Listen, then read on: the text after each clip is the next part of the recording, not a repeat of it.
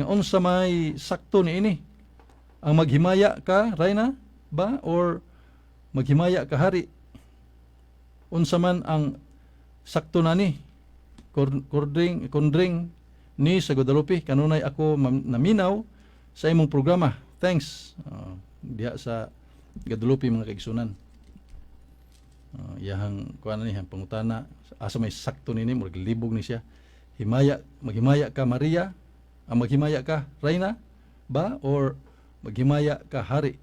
Ato naman ning gikuan ni maghimaya ka Reyna kay mao naman ni atong na andan sa itong mga pag-ampo, sister, no? Maghimaya ka Reyna. Ano na? Hail Holy Queen, maguna. Maghimaya ka Reyna. Hail Holy Queen. Tuwa na mayon nga, Hail Holy King. Sundo na to ng unsay kuan sa simbahan, no? Gi-aproban sa simbahan kay mga pag-ampo man nga aprobado sa simbahan. Good PM, Brad Adam. Please don't mention si Tisa Las Piñas Purok Siloy San Isidro Talisay. Clarification lang, magsigi lang ba give pardon bisan sige do not good like my son daily do always drink liquor o sig jud kayo money 500 iya sildo jud given.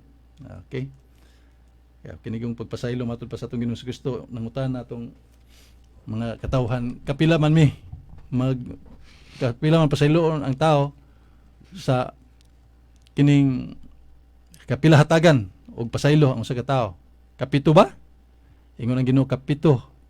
70 times 7. Imo na i-multiply mga kaigsunan, that is 490. So sa ato pa pila man ka adlaw sa usa ka tuig 360 lang.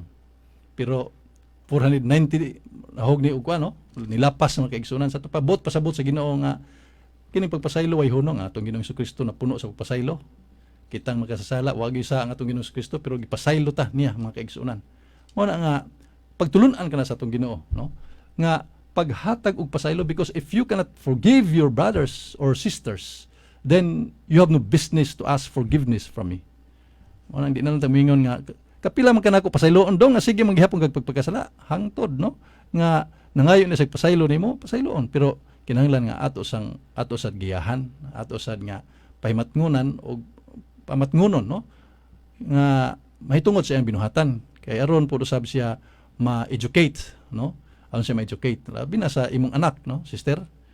Okay, so mao kanay pagtulunan sa itong simbahan, itong takna makikisang perting sirita kay niya ibalik man ni si Brother Rick na pa man ni sa ka dito Brother Rick, ha. Naalang ko pangutan na Brad ini Mandawi unsaon pag luwas sa kalag.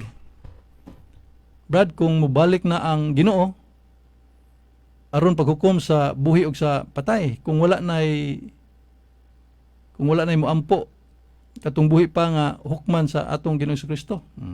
Wala nga ang atong Ginoong Kristo iklaro ni niya, ha? Diha sa San Lucas kapitulo 12 bersikulo 40, prepare yourselves. Kay wa tay nasayod kanus amo balik ang Ginoo. Unsay gingon sa Ginoo? Prepare yourselves. Kanus ama na mo prepare ta sa atong tagsa karon, no? Kay klaro kana sa atong Ginoo. 2 Corinto kapitulo 3 bersikulo 6 or sa kuano na matud pa niya today now is the time of salvation. Karon mao ang panahon sa kaluwasan. Pasabot na mga kaigsunan nga karon, no? Kung nakapaminaw ka sa pulong sa Ginoo, ablihi mo kasing-kasing unahuna og magbinuotan ta. We have to confess our sins, mangay tagpasaylo, unya bag-ohon natong kinabuhi kay klaro kana sa atong Ginoo.